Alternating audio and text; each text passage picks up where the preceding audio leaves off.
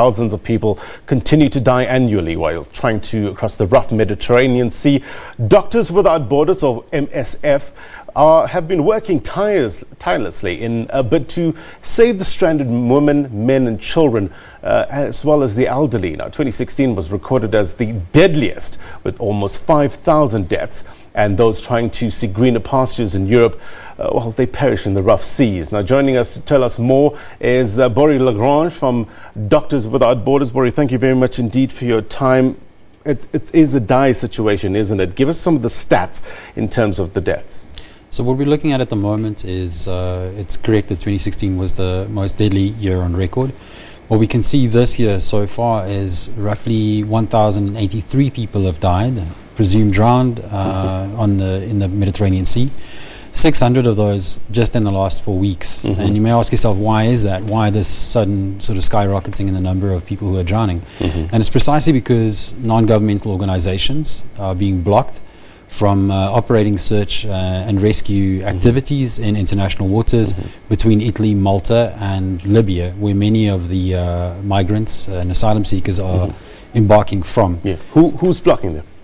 So essentially what's happening at the moment is the Italian authorities have, in no uncertain terms, made it clear that they're not going to accept any non-governmental organizations and their rescue vessels disembarking people that have been rescued, picked up from the sea, in Italian ports. And this is something that was made very evident and abundantly clear to us last month when a rescue vessel that Doctors Without Borders in collaboration with SOS Mediterranean operates, took on 630 people that were picked up in the Mediterranean Sea, and then they were basically stranded on this vessel because we could not disembark them in Italy, which was the safest and first port of call, because we were blocked there. And then subsequent to that, several days at sea, eventually we were able to disembark them in Spain.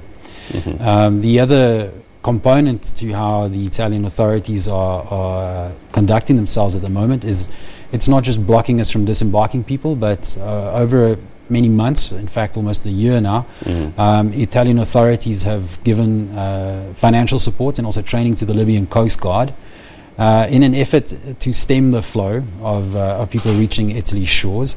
And what this means is they essentially empower the Libyan Coast Guard to push people back into Libya, where they're then detained. And these conditions of detention are absolutely horrific. We have the ability today to work in 4 detention centers in Libya, and what our teams are seeing, the medical teams are seeing horrific living conditions, wholly inadequate water and sanitation. Many people are suffering from several kind of disease conditions, but more particularly they're also exposed to extreme levels of violence and abuse. So we are seeing people who have lacerations of broken bones. They're unable to leave these detention centers. There's no real sense of a due process or any likelihood of them knowing what's going to happen next. So they essentially remain trapped in there. So this is not an option. Neither is it to block people and to trap them essentially in a watery grave, if you will, or to trap them inside detention centers where conditions are absolutely inhumane. I mean, we see these horrific images, isn't it? And one that sticks out in my mind is that baby lying face first on that beach, you know. I mean, are these images not tugging at the authorities' heartstrings in order to be more humane? One would hope. What we can see today and how the Italian authorities are conducting themselves, no, it doesn't look like that at all. In fact, if you have the Interior Minister of Italy making it abundantly clear that they're not willing to accept people that have been rescued in their ports, it does definitely to us send a very worrying signal, and this is unacceptable and it's outrageous. Ultimately what this also shows to us is that at least the ability or the likelihood of being able to seek asylum, we have to remember that the people who are embarking on these perilous journeys are not doing it because it's an adventure. It seems like a good thing to do. Not at all. They are legitimately fleeing unlivable conditions from the countries where they originate from.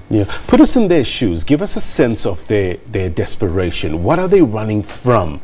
How dire is the situation? So it's a mix. I think the unfortunate part about how much of this is characterized is calling people who embark on this journey just African migrants is not correct. It's not as if all conditions in all countries on our continent are equal. So we have seen significant numbers of people fleeing from Mali, and we know that Mali itself over the last couple of years is not incredibly stable. So there are legitimate cause for people to leave Mali to try and seek other ways, safety and refuge and asylum even in Europe or elsewhere. Also, several hundred people from South Sudan, people from Eritrea, Nigeria. We will know also that the northeast of Nigeria, just in your headlines, it's also a part of our continent that's subject to conflict and displacement. Yeah. So there are real legitimate reasons why people are fleeing and why they're trying to seek asylum in safer places in the world. What's happening today is they're being blocked, they're being pushed back into danger. Yeah. I mean, for countries like Italy, is it full stop? That's it. We can't get around this. It would seem that way. But I think what we also need to recognize is that this behavior, the way in which Italian authorities are conducting themselves, also speaks to a deeper problem inside Europe, which is a political crisis. This is not a migration crisis as such. It is the making of politicians and political decisions. At the heart of this situation also lies the fact that the asylum system in Europe is broken. We can understand that Italy and Greece are under enormous pressure because that's normally the first point of entry for people who seek asylum. But what isn't working is the European Union and European states' ability to divide up people who are seeking asylum and have ways in which they can have quotas to accept people. That system is not working. But that's something that politicians need to fix. What we're doing as a humanitarian organization is providing medical care to people and operating when and where we can sea rescue, because that's where the need is. That's where we're needed today. And if authorities are blocking us, it's on their conscience that people are drowning, and that is unacceptable. Boris, stand by. I just want to play a package that kind of talks to what we talk here about. 19 people died when a boat carrying 150 migrants sank off the coast of northern Cyprus. Turkey's Coast Guard said on Wednesday rescuers were also searching for about 25 other people. Take a look. The Coast Guard said one rescued person was in a critical condition and was brought to northern Cyprus by helicopter. It did not say where the other rescued passengers had been taken. In 2015, Turkey became one of the main launch points for more than 1 million migrants taking the dangerous sea route to the European Union. Men were fleeing conflict and poverty in the Middle East and Africa. A 2016 deal between Turkey and the European Union sharply reduced the flow of refugees into the bloc after thousands died crossing from Turkey to Greek islands a few miles offshore. From January to May this year, at least 26 migrants died trying to cross to Europe from Turkey, according to Coast Guard statistics.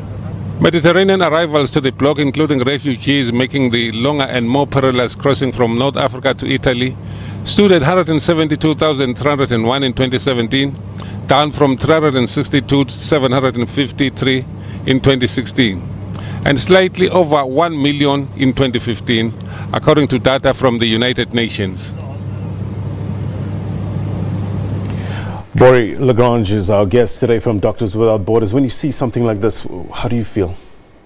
Well, what I think about is I think about the teams that we have on a vessel that used to be able to operate in the Mediterranean, to be able to pick people up, to avoid situations just like that.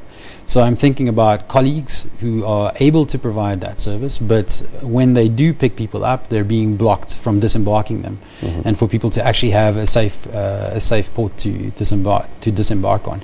But I'm also thinking about what those colleagues experience when political leaders, authorities in Italy and the European states are essentially criminalizing the act of saving lives at sea. And this has happened over a number of months where non-governmental organizations, ourselves included, are coming under far more scrutiny from states because the way in which it's presented from European authorities is that non-governmental organizations act as a pull factor to entice people to take on these perilous journeys, which we know is absolutely not true. For the last 4 weeks, there have been no non-governmental organizations operating search and rescue activities in the central Mediterranean, and yet we still have 600 people drowning. So there was no incentive for people to put themselves in danger with the hope of being rescued if there are no rescue vessels. So fundamentally it tells us that there's a misunderstanding or a willful, in fact, denying what's actually a reality. and then leaving people to fend for themselves, and obviously running the risk of drowning at sea, which is not acceptable, and then hampering our ability to provide much needed services. So how do you provide these services? How do you carry your programs forward? So we decided several years ago, it's probably now about 2.5 years, that we've operated rescue vessels in the Mediterranean Sea. And it wasn't an easy decision for us to do. This is not something that we generally do. We run hospitals, clinics, often in remote areas or conflict settings. But when we're confronted with the absolute plight that people experience and the inhumanity of the situation, this prompted us to respond by getting rescue vessels online, staffing them with medical teams to see to the medical needs that people have once we've picked them up at sea. Mm-hmm. Bori, thank you very much indeed for your time. I guess it's a tough situation that these, people that are trying to get to greener pastures are going through. How can people help? How can the general public help? So our work is completely independent from government agendas. We're completely privately funded by ordinary people like yourself, my grandmother. And people can get involved in our work by simply sending us an SMS with the word join. That's JOIN. And you send that to the number 42110, and that provides us with an immediate donation of 30 Rand. Okay. So it's a small contribution, but it goes a long way. This empowers our work, and it allows us to save lives when and where we can. Okay, Bori Lagrange from Doctors Without Borders, thank you very much indeed for your time.